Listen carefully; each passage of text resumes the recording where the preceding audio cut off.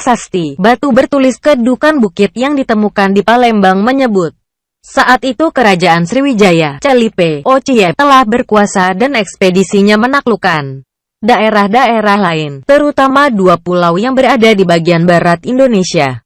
Sejak saat itu, nama dan kebesaran Kerajaan Tulang Bawang yang sempat berjaya akhirnya lambat laun meredup seiring berkembangnya kerajaan maritim tersebut. Sejarah Indonesia dan keyakinan masyarakat Lampung menyatakan pada suatu masa ada sebuah kerajaan besar di Lampung. Kerajaan itu sudah terlanjur menjadi identitas Provinsi Lampung dalam konteks Indonesia modern. Pertanyaan-pertanyaan yang selanjutnya mengemuka adalah bagaimana asal mula Kerajaan Tulang Bawang? Di mana pusat kerajaannya? Siapa raja yang memerintah dan siapa pula pewaris tahtanya hingga sekarang?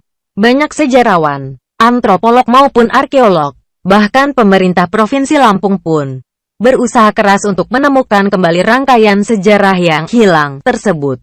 Meski hingga kini situs Kerajaan Tulang Bawang belum dapat dilacak keberadaannya, namun usaha-usaha untuk meneliti dan menggali jejak-jejak peninggalannya perlu terus dilakukan. Dalam perjalanan dan perkembangan sejarah kebudayaan dan perdagangan di Nusantara digambarkan, Kerajaan Tulang Bawang merupakan salah satu kerajaan tertua di Indonesia.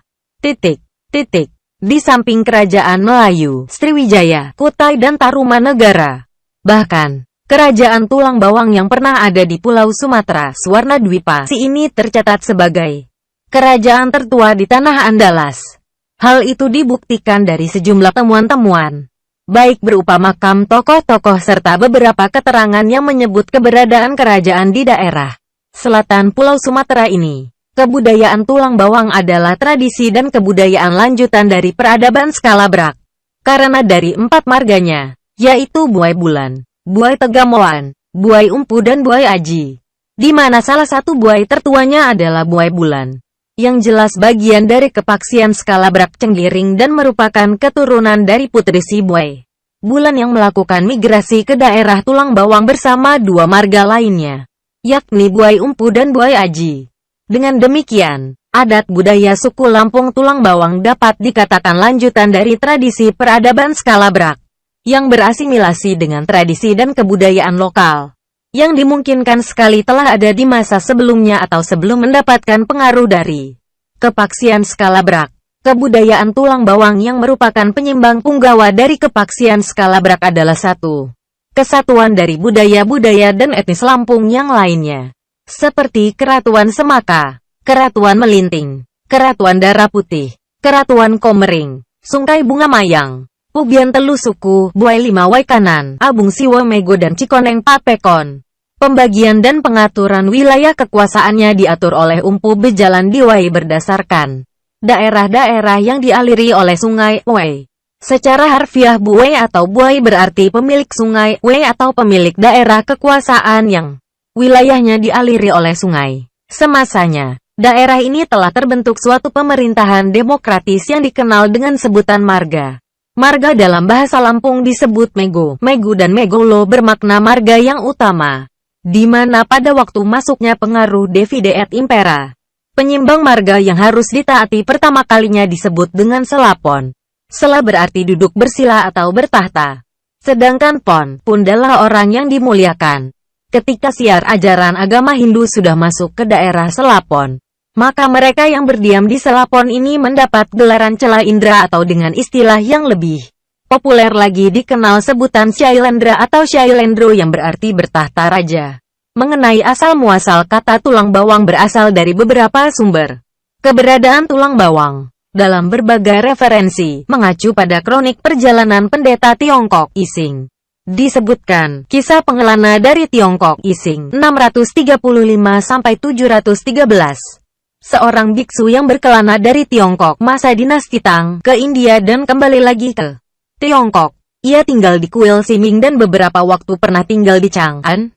Dia menerjemahkan kitab agama Buddha berbahasa Sanskerta ke dalam bahasa Cina.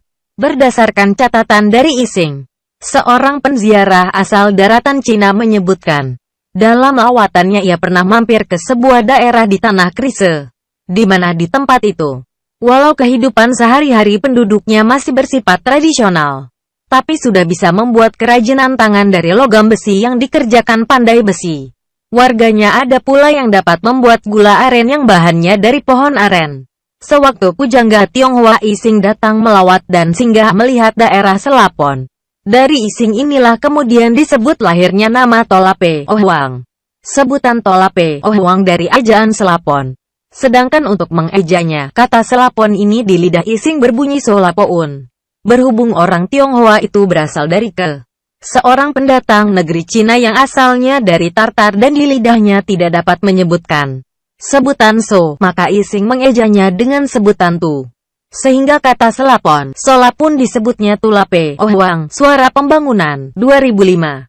Memang hingga kini belum banyak catatan sejarah yang mengungkapkan perkembangan kerajaan ini.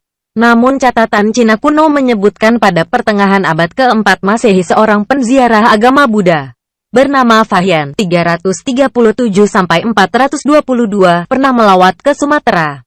Waktu itu, ketika Fahian melakukan pelayaran ke India dan Sri Lanka, tapi ia justru terdampar dan singgah di sebuah kerajaan bernama Tulangpe Ohwang, Tulang Bawang. Tepatnya di pedalaman Krise, Sumatera.